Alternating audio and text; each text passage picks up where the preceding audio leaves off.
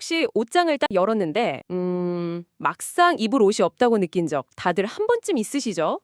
매일 아침 겪는 일 아닌가요? 맞아요. 정말 미스테리라니까요. 근데 통계를 보면요. 우리가 가진 옷의 한 20%만 전체 시간의 80% 동안 입는다고 합니다. 나머지 80%는 그냥 자리만 차지하고 있는 셈이네요. 바로 그거죠. 자, 오늘은 바로 이 기묘하고도 강력한 불균형의 미학 8020 법칙의 세계로 한번 깊숙이 들어가 보려고 합니다. 네, 저희 손에는 리처드 코치의 책 8020 법칙 25주년 개정판이 들려 있고요. 여기서 가장 빛나는 통찰들만 쏙쏙 골라왔습니다. 좋습니다. 이번 탐구의 목표는 아주 명확합니다. 적게 일하고 크게 얻는 사람들, 그 비밀을 파헤치고요. 이 불변의 법칙을 우리 삶과 일에 어떻게 써먹을 수 있을지 그 실질적인 방법을 찾아보는 겁니다. 자, 그럼 한번 시작해 볼까요? 네, 이 8020 법칙의 출발점은요. 어쩌면 조금 불편한 진실을 받아들이는 데 있는 것 같아요. 불편한 진실이요? 네, 바로 우리 삶과 우주가 근본적으로 불균형하고 어떻게 보면 좀 불공평하다는 사실이죠. 아, 우리는 흔히 원인과 결과, 투입과 산출, 노력과 성과 이런 게 1대1로 비례해야 한다고 믿고 싶어 하잖아요. 그렇죠. 그게 공정하다고 생각하고요. 근데 현실은 전혀 그렇지 않다는 겁니다. 이건 단순히 한때 유행하는 경영이론 같은 게 아니고요. 아, 그런 게 아니군요. 네, 사회가 변하고 기술이 아무리 발전해도 사라지지 않은 거의 자연 법칙에 가까운 원리입니다. 오늘 우리는 이 진리가 왜 그렇게 강력한지 한번 제대로 이야기 나눠보겠습니다. 불공평한 게 진리다. 와, 시작부터 아주 흥미진진한데요. 책 표지에도 이런 말이 딱 있잖아요. 사소한 것에 매달리지 마라. 모든 것을 결정짓는 20%에 몰두하라. 네, 그게 핵심이죠. 이게 모든 걸 말해주는 것 같아요. 우리는 보통 50%의 노력을 쏟으면 딱 50%의 결과를 기대하잖아요. 그렇죠. 그게 합리적이라고 배우니까요. 네. 하지만 이 법칙은 그게 완전한 착각이라고 말하는 거죠. 책에 나오는 몇 가지 고전적인 예시를 보면 이게 무슨 말인지 확 와닿으실 겁니다. 예를 들어서 비즈니스 세계에서는요. 전체 제품 라인업의 20%가 회사 전체 매출의 80%를 벌어들인다. 네, 바로 그거죠. 맞습니다. 그리고 이게 비즈니스만의 이야기가 아니에요. 사회 전체를 봐도 이 패턴이 좀 섬뜩할 정도로 일관되게 나타나거든요. 사회 전체에서도요. 네, 가령 전체 범죄자의 20%가 전체 강력범죄의 80%를 저지른다는 통계가 있고요. 또 도로 위를 달리는 운전자의 20%가 전체 교통사고의 80%를 유발한다고 합니다. 와, 그리고 이 법칙은 우리 개인의 삶, 가장 내밀한 영역에도 그대로 적용이 됩니다. 개인의 삶이요? 네, 여러분의 친구 목록을 한번 떠올려 보세요. 그중 정말 소수의 친구, 아마 한 상위 20% 정도와의 관계가 여러분이 느끼는 행복과 삶의 만족도, 그 전체의 80%를 결정한다고 합니다. 와, 그 말씀을 들으니까 갑자기 확 와닿네요. 생각해보면 정말 그래요. 그렇죠. 수십, 수백 명 지인이 있어도 내가 진짜 힘들 때 기댈 수 있고 좋은 일 있을 때 진심으로 기뻐해줄 사람 사실 몇 명 안 되잖아요. 맞아요. 그 소수의 진짜 내 편이 주는 위로와 기쁨이 나머지 모든 관계를 합친 것보다 훨씬 클 때가 많으니까요. 근데 이걸 뒤집어 생각하면 좀 무서운데요? 어떤 점이요? 그럼 내가 시간과 감정을 쏟는 관계의 80%는 내 행복에 고작 20%밖에 기여하지 못한다는 뜻이잖아요. 바로 그 지점입니다. 그게 이 법칙의 핵심을 꿰뚫는 통찰이에요. 이건 단순히 소중한 친구에게 더 잘하자 이런 덕담 수준의 이야기가 아닙니다. 아, 오히려 우리를 감정적으로 지치게만 하거나 별 의미 없이 의무감으로 유지하는 관계들을 의식적으로 정리하거나 거리를 둘 필요가 있다. 이런 훨씬 더 급진적이고 실용적인 제안인 거죠. 그렇군요. 여기서 정말 중요한 건요. 숫자 80과 20이 무슨 수학 공식처럼 절대적인 건 아니라는 점이에요. 딱 떨어지는 숫자는 아니다. 네, 이건 하나의 상징적인 비율입니다. 때로는 70, 30일 수도 있고 극단적으로는 95, 심지어 99, 1이 될 수도 있습니다. 와, 99일이요. 그렇죠. 중요한 건 그 숫자가 아니라 소수의 결정적 원인이 대부분의 결과를 낳는다는 이 불균형의 패턴 그 자체입니다. 알겠습니다. 우리가 세상을 바라보는 기본적인 관점 자체를 바꿔야 한다는 거군요. 맞습니다. 모든 것은 동등하게 중요하다는 생각에서 극소수만이 정말로 중요하다는 생각으로요. 책에서는 이런 선형적 사고방식을 위험한 생각이라고까지 표현하던데 표현이 아주 강렬해요. 네, 그만큼 기준의 통념을 깨는 게 어렵다는 뜻이겠죠. 그렇다면 이토록 강력하고 어찌 보면 좀 위험하기까지 한 법칙이 대체 어디서 시작된 건지 궁금해지네요. 역사가 꽤 깊다고 들었습니다. 네, 무려 100여 년 전으로 거슬러 올라갑니다. 19세기 말 이탈리아의 경제학자이자 사회학자였던 빌프레도 파레토의 정원에서 시작됐다고 볼 수 있죠. 정원이요? 네, 파레토가 어느 날 자기 뜰에 있는 완두콩 꼬투리를 까보다가 아주 재미있는 사실을 발견해요. 완두콩이요? 시작은 되게 소박했네요. 그렇죠. 아주 소수의 꼬투리에서 대부분의 완두콩이 나온다는 걸 알게 된 거죠. 아, 근데 이 소박한 관찰이 그의 호기심에 불을 지폈습니다. 혹시 이런 불균형이 인간 사회에도 존재하지 않을까? 거기서 그렇게 연결이 되는군요. 네, 그는 당시 영국의 소득과 부의 분배 자료를 분석하기 시작했고 거기서 아주 놀랍고 일관된 패턴을 발견합니다. 바로 인구의 약 20%가 전체 부와 토지의 80%를 소유하고 있다는 사실이었어요. 와, 더 놀라운 건 이 8020이라는 비율이 시대를 거슬러 올라가서 다른 나라 자료를 봐도 거의 비슷하게 나타났다는 겁니다. 마치 무슨 법칙처럼요. 네, 마치 중력처럼 보편적인 사회의 법칙 같았던 거죠. 잠깐만요. 근데 경제학에서 부의 불균형을 발견한 거랑 나중에 이게 뭐 제조업의 품질 문제나 컴퓨터 코드 같은 전혀 다른 분야로 연결되는 건 너무 큰 비하가 아닐까요?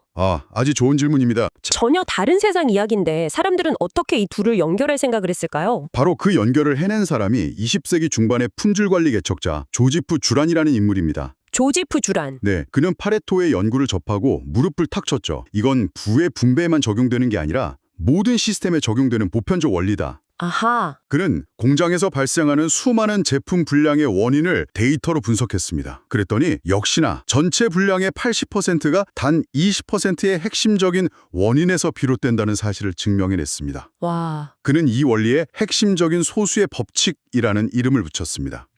여기서 그 유명한 일화가 등장하죠. 어떤 거죠? 당시 미국 기업들은 주렌의 아이디어를 거의 무시했다고 해요. 모든 문제를 다 꼼꼼하게 해결해야지 왜 일부 원인만 편애하냐는 식의 아까 말한 그 선형적 사고에 갇혀 있었던 거죠. 맞아요. 근데 그때 전쟁의 폐허 속에서 재건을 꿈꾸던 일본 기업들이 주렌의 사상을 스펀지처럼 흡수합니다. 그리고 소수의 핵심 원인에 집중해서 품질을 혁신적으로 개선했고 결국 메이드 인 재팬 신화를 만들었죠. 맞습니다. 참 역사의 아이러니죠. 기회를 눈앞에서 놓친 겁니다. 그리고 이 법칙의 가치를 일찌감치 알아본 또 다른 선구자가 바로 초창기 컴퓨터 산업의 거인 IBM입니다. IBM이요? 네, 1963년에 IBM 엔지니어들이 시스템을 분석하다가 정말 흥미로운 사실을 발견해요. 컴퓨터가 프로그램을 실행하는 전체 시간의 80%가요. 전체 프로그래밍 코드의 20%에 불과한 특정 부분을 반복적으로 실행하는 데 쓰인다는 사실을요. 와, IBM 얘기는 정말 충격적인데요. 그건 기계나 소프트웨어의 세계에도 영혼 없는 핵심 과업과 비핵심 과업이 존재한다는 뜻처럼 들리네요. 그렇죠. 그럼 IBM은 그 사실을 어떻게 활용했나요? 바로 그 핵심 20% 코드를 찾아내서 집중적으로 개선하고 최적화했습니다. 바른 80%의 자잘한 코드는 일단 그냥 내버려 두고요. 와, 과감하네요. 그 결과는 어땠을까요? 컴퓨터는 훨씬 더 효율적이고 빨라졌습니다. 최소한의 노력으로 최대한의 성능 향상을 이끌어낸 거죠. 이 발견은 이후에 애플과 마이크로소프트가 소수의 핵심 기능에 집중해서 놀랍도록 사용하기 쉬운 소프트웨어를 만드는 데에도 엄청난 영향을 주었습니다. 파레토의 완두콩에서 시작해서 듀란의 공장, 그리고 IBM의 컴퓨터까지 듣고 보니 근데 전부 과거의 이야기네요. 네, 그렇죠. 100년도 더 된 이 법칙이 스마트폰을 손에서 놓지 못하는 21세기의 우리에게도 여전히 유효할까요? 아니면 오히려 더 중요해진 걸까요? 오히려 비교할 수 없을 만큼 더 중요해졌다고 단언할 수 있습니다. 아, 정말요? 네, 이 법칙은 세상을 비관적으로 보라는 게 아니라 훨씬 더 영리하고 전략적으로 보라는 메시지를 담고 있기 때문이죠. 핵심은 우리 모두에게 유한한 자원, 즉 시간, 돈, 에너지, 집중력을 어떻게 쓸 것인가에 있습니다. 그렇군요. 이 법칙은 그 한정된 자원을 가장 큰 효과를 내는 곳에 집중시키는 방법을 알려주는 아주 강력하고 실용적인 렌즈와 같습니다. 그러니까 단순히 더 열심히, 더 오래 일하라는 그런 자기계발서의 구호와는 정반대의 이야기를 하는 거군요. 정확합니다. 이 법칙은 오히려 덜 일하라고 말합니다. 덜 일하라. 단 핵심적인 일을 더 깊게 하라는 거죠. 결과의 80%를 만들어내는 그 운명적인 20%의 노력이 무엇인지 의식적으로 찾아내고 거기에 모든 에너지를 쏟아부으라는 겁니다.